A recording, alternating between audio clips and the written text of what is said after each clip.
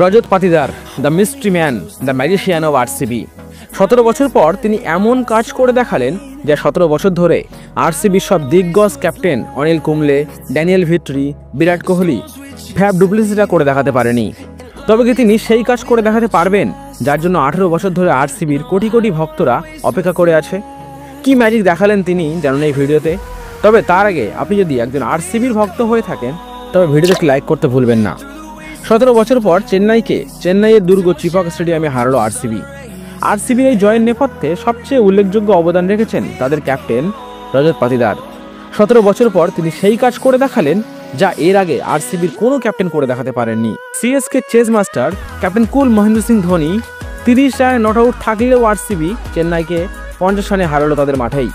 তবে রজত পাতিদারের এই সাফল্যের পিছনে লুকিয়ে আছে অনেক কঠোর পরিশ্রম ও আত্মবিশ্বাস। 2022 সালের নিলামে আনসোল্ড হয়েছিলেন পাতিদার। টুর্নামেন্টের মাঝপথে আরসিবির প্লেয়ার লভনীত সিসোদিয়ার চোটের রিপ্লেসমেন্ট হয়ে আরসিবিতে যোগ দেন তিনি। প্রথম 2 ম্যাচ খেলেই প্রথম একাদশের পাকাপাকি জায়গা গড়ে তোলেন তিনি।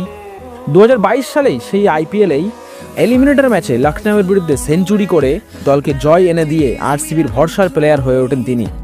তারপর থেকে আরসিবি থেকে আর ছাড়েনি। গত 2 বছরে তিনি দলকে ভরসা দিয়েছেন মিডল অর্ডারে।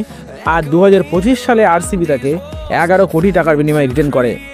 তবে তখনও সেই বিশেষ দিন আসার বাকি ছিল। একদিন হঠাৎ করে আরসিবি ঘোষণা করে 2025 আইপিএলে তাদের নতুন ক্যাপ্টেন হচ্ছেন রজত পাতিদার। সেই বিশেষ দিনে রজত পাতিদারকে ক্যাপ্টেন বানিয়ে আরসিবি দল তার উপর যে ভরসা রেখেছিল তা যে বিফলে যায়নি তা বোঝা গেল প্রথম 2 ম্যাচেই। প্রথম ম্যাচে কেকেআরের বিরুদ্ধে আরসিবি জয় পেয়েছে 7 উইকেটে। সেই ম্যাচে মিডল অর্ডারে রজত 16 বলে 34 রান করে দলকে ভালো জায়গায় পৌঁছে দিয়েছিল। আবার সিএসকের বিরুদ্ধেও সিএসকের ঘরের মাঠেই মিডল অর্ডারে 32 বলে 51 রান করে দলের জয়ে গুরুত্বপূর্ণ ভূমিকা রেখেছেন RCB captain Rajat Patidar. CSK তাদের দুর্গ চিপাক স্টেডিয়ামে 50 রানে হারালো আরসিবি। প্রথম 2 ম্যাচেই আরসিবির ক্যাপ্টেন রজত পাতিদারের ক্যাপ্টেন্সিতে এমন কিছু নতুনত্ব ছিল যা থেকে আরসিবির এই সাফল্য।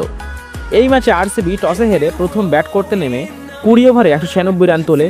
সিএসকের হয়ে সবচেয়ে ভালো বোলিং করেছেন বাঁহাতি পেস বোলার খলিল আহমেদ। তবে চেস করতে নেমে 20 ওভারে চেন্নাই মাত্র 140 রান করতে পারে। Captain cool Dhoni not out থাকলেও চেন্নাইকে হারতে হয়।